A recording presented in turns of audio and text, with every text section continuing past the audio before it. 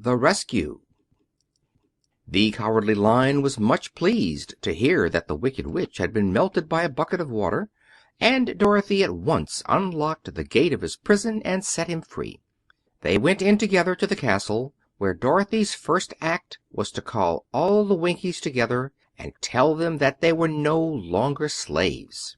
There was great rejoicing among the yellow Winkies, for they had been made to work hard during many years for the Wicked Witch, who had always treated them with great cruelty.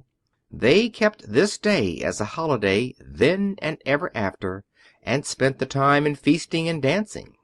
"If our friends, the Scarecrow and the Tin Woodman, were only with us," said the Lion, "I should be quite happy."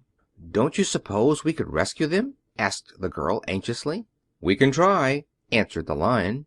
So they called the yellow Winkies and asked them if they would help to rescue their friends, and the Winkies said that they would be delighted to do all in their power for Dorothy, who had set them free from bondage.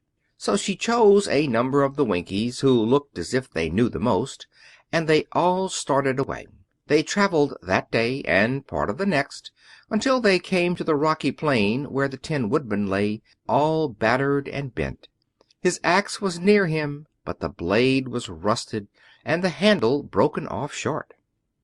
The Winkies lifted him tenderly in their arms and carried him back to the yellow castle again, Dorothy shedding a few tears by the way at the sad plight of her old friend, and the Lion looking sober and sorry. When they reached the castle, Dorothy said to the Winkies, "Are any of your people tinsmiths?" "Oh, yes, some of us are very good tinsmiths," they told her. "Then bring them to me," she said.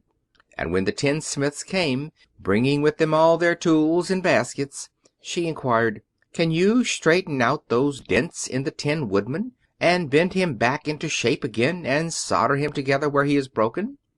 The tinsmiths looked over the Woodman very carefully, and then answered that they thought they could mend him so he would be as good as ever.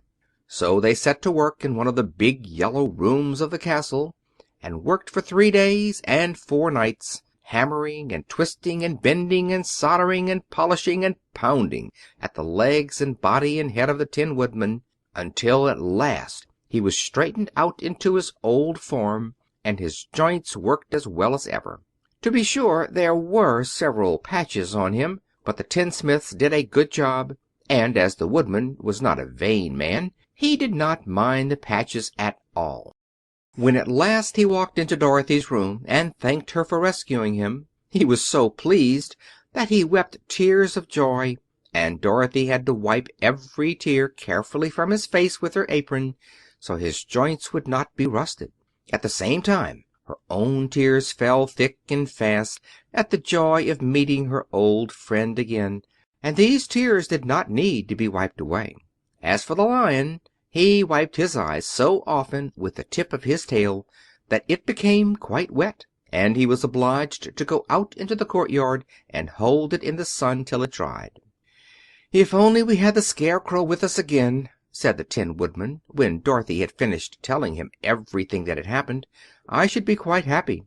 "We must try to find him," said the girl. So she called the Winkies to help her, and they walked all that day and part of the next until they came to the tall tree in the branches of which the Winged Monkeys had tossed the Scarecrow's clothes. It was a very tall tree, and the trunk was so smooth that no one could climb it. But the Woodman said at once, "I'll chop it down, and then we can get the Scarecrow's clothes."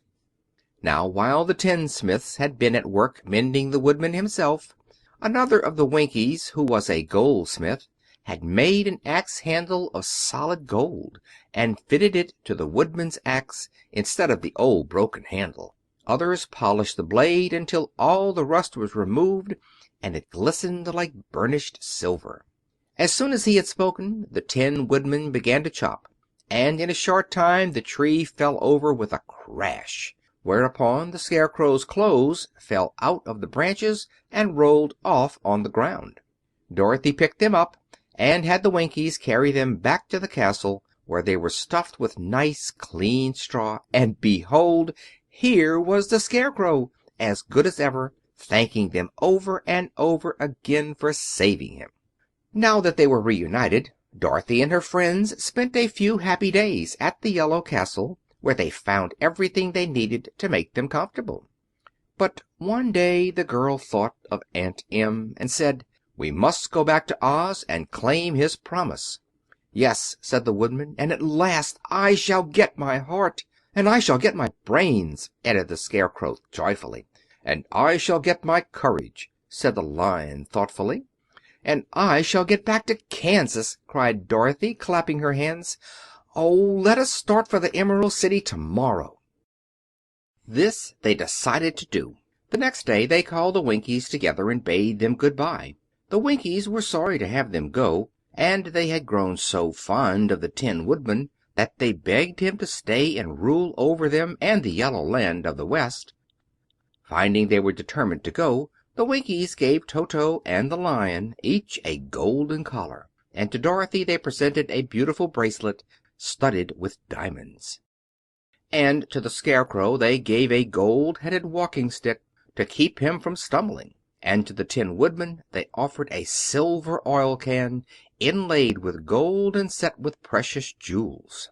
Every one of the travelers made the Winkies a pretty speech in return, and all shook hands with them until their arms ached. Dorothy went to the witch's cupboard to fill her basket with food for the journey, and there she saw the golden cap. She tried it on her own head and found it fitted her exactly. She did not know anything about the charm of the golden cap, but she saw that it was pretty, so she made up her mind to wear it and carry her sunbonnet in the basket. Then, being prepared for the journey, they all started for the Emerald City, and the Winkies gave them 3 cheers and many good wishes to carry with them. End of chapter 13.